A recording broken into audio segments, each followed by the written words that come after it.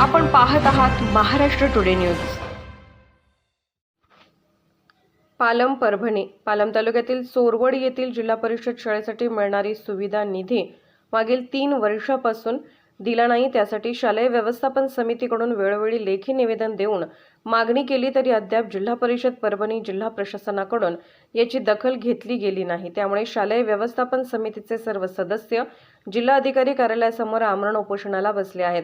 मागील 3 वर्षापासून शासनाकडून मिळणारा सुविधा निधी शेवटी गेला कुठे हा एक मोठा प्रश्न आहे। महाराष्ट्र टुडे मराठीसाठी विशाल गायकवाड, चोरवड, पालम, परभणी। आराखड्यानुसार जीपीडीपीच्या आराखड्यानुसार अद्यापही एकाही रुपयाची मदत केली नाही।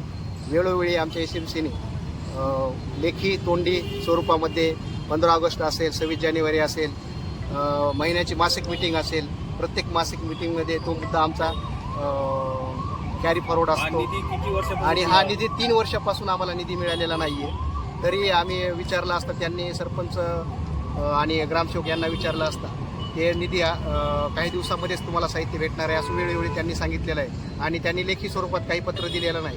त्या संदर्भात आम्ही BDO साहेबांना एक चर्चा केली तर BDO साहेबसुद्धा म्हणले की हा विषय आमच्याकडे नाही आहे, हा विषय BOकडे आहे। त्यांनी चालढकलपणा केलेला आहे, त्यामुळे शाळेचं नुकसान झालेलं आहे। त्या संदर्भामध्ये आम्ही इथं आणि विद्यार्थी संख्या कमी पण होत आहे त्यामुळेच, कारण बहुतेक सुविधांच्या अभावामुळे संस्थेमध्ये भौतिक सुविधांचा अभाव नाही आहे, त्यामुळे विद्यार्थी संख्या कमी होत आहे। या सर्व प्रकार जो आहे या संदर्भात याला जबाबदार ग्रामपंचायत जबाबदार आहे, दुसरं कोणीही जबाबदार नाही।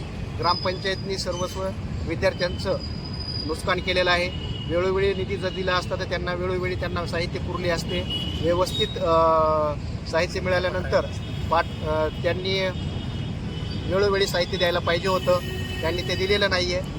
त्यामुळे हे सर्वस्व जबाबदार ग्रामपंचायत आहे। निधीची रक्कम ग्रामपंचायतीला मिळाली का? निधीची रक्कम ग्रामपंचायतकडे जमा आहे। त्याचा हिशोब काहीच नाही। त्याचा हिशोब काही नाही। आणखीन ग्रामपंचायतने कुठल्याही एकाही रुपयाचं साहित्य दिलेलं नाही। याचा तुम्हाला जिल्हा प्रशासन, जिल्हाधिकारी, जिल्हा शिक्षणाधिकारी किंवा जिल्हा परिषद मुख्य कार्यकारी अधिकारी साहेब यांनाही मी पत्रव्यवहार केलेला आहे, या अगोदर स्वतः वैयक्तिक केलेला आहे आणि समितीच्या वतीने पण केलेला आहे। त्यांना 2 वेळा पत्र दिलेले आहेत आम्ही मुख्य कार्यकारी अधिकारी यांना, आणि तरी यावरती काही पाठपुरावा करूनही कारवाई अद्यापही झालेली नाही। मला काय वाटतंय की हा निधी कुठे गेला असं काही आहे का, तुम्हाला शंका आहे का? आता एवढी शंका आहे, कारण निधी जर असेल ग्रामपंचायतकडे तर त्यांनी द्यायला पाहिजे होता आणि त्यांच्याकडे निधी आहे हे निश्चित आम्हाला माहिती आहे। मग त्यांनी खर्च केलाय का नाही केला त्यांना माहिती आहे। अंदाजे 3 वर्षाचा निधी अंदाजे किती असतो, रक्कम किती आहे? अंदाजित रक्कम 25% नुसार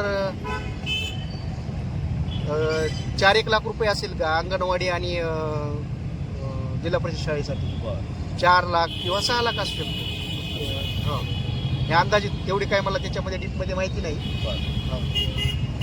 तरी अद्याप काही झाली नाही। अद्याप एकही रुपयाचा साहित्य आम्हाला शाळेला भेटलं नाही। पाठपुरावा 3 वर्षापासून पाठपुरावा करतोय आम्ही। तरी जिल्हा प्रशासनानं म्हणजे जिल्हा मुख्य कार्यकारी अधिकारी काही कारवाई झालेली नाही। त्यांना 15 ऑगस्टच्या मागच्या 15 ऑगस्टला पण मुख्य कार्यकारी अधिकारी साहेब यांनाही पत्रव्यवहार केलेला आहे। त्यांचंही काही उत्तर आलेलं नाही। मला उत्तरच नाही, त्यांचंही काही उत्तर आलेलं नाही।